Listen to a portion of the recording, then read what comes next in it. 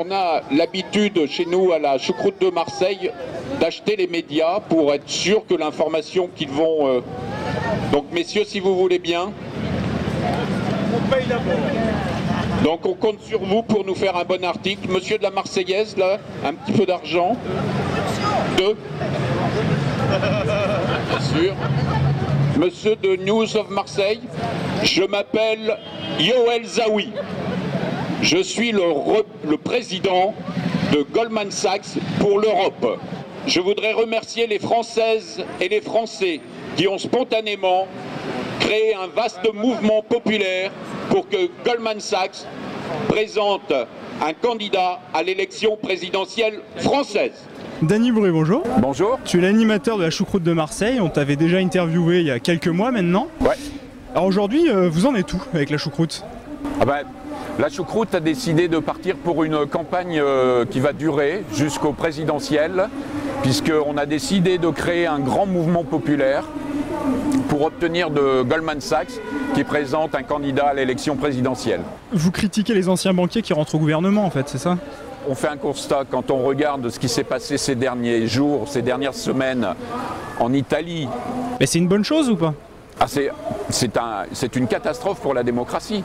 Moi, je suis loin de défendre Berlusconi, mais c'est quand même le suffrage universel, c'est la démocratie qui a mis en place Berlusconi. C'était donc au peuple italien de renvoyer Berlusconi. Là, c'était sur décision des banquiers. Ce que la gauche italienne n'a pas réussi à faire en 10 ans, les banquiers mondiaux l'ont réussi en quelques semaines. Est-ce que c'est une bonne chose que ce soit un banquier qui ait repris les rênes?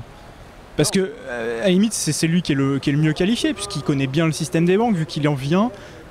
C'est lui le plus à même de régler le problème, non? Alors, si on résume un pays à son activité économique, c'est une bonne chose qu'il y a un banquier à la tête de...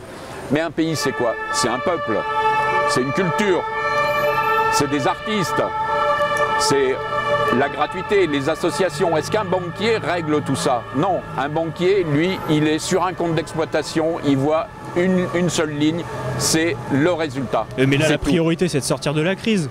Donc on peut mettre les artistes un peu de côté le temps de régler le problème, non? Alors, c'est comme si on mettait un pyromane chef des pompiers. Vous trouvez pas que cette crise, elle a au moins le mérite de faire un peu le ménage et de faire changer les choses finalement? Ça a un peu montré tout ce qui allait pas et que ça va aller mieux après. Oui, on est en pleine crise de la dette, c'est-à-dire on vit au-dessus de nos moyens. La dette, c'est une question de rapport de force. Il faut savoir, par exemple, nous, notre endettement est à 86% de notre PIB. Les Japonais, c'est à 220% de leur PIB. Ça ne leur pose pas de problème. Et pourquoi? Parce que les détenteurs de la dette, ce sont les Japonais et pas les banques. Voilà. Le problème de la dette, c'est un rapport de force. Avec cette crise, on entend beaucoup parler des agences de notation. Enfin, c'est important qu'elles soient là, non? Non, les agences de notation, on oublie qu'elles sont totalement incapables. La veille du dépôt de bilan de Lehman Brothers, les agences de notation accordaient le 3A. Auparavant, il y avait une faillite retentissante, Enron. La veille du dépôt de bilan d'Enron, la notation était 3A. Donc les agences de notation ont totalement démontré leur incapacité. Mais pourtant, c'est les pays, les départements, les collectivités qui se font noter. Ça leur permet d'emprunter à des taux inférieurs, donc c'est intéressant. Il y a au moins deux façons de financer ces besoins.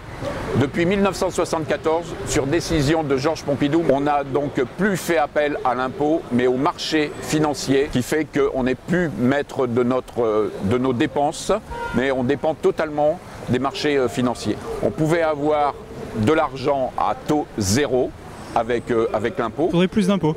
Il faudrait plus d'impôts. Mais les Français en veulent pas des impôts. Non, on nous explique, les hommes politiques nous expliquent qu'il ne faut pas d'impôts, mais pour des raisons électoralistes. Mais si on expliquait aux Français que l'impôt leur coûterait beaucoup moins cher que la dette publique, je pense que les Français seraient assez d'accord. On pourrait également aussi réviser la façon dont l'impôt est payé actuellement. Depuis 2001, c'est Thomas Piketty, grand économiste, qui donne ce chiffre. 150 milliards d'impôts, de crédits d'impôts ont été accordés aux 0,1% de Français les plus riches. Donc en fait, tu veux qu'on impose plus les riches, mais si on les impose plus, ils partent à l'étranger. Il faut trouver un juste milieu, on peut pas...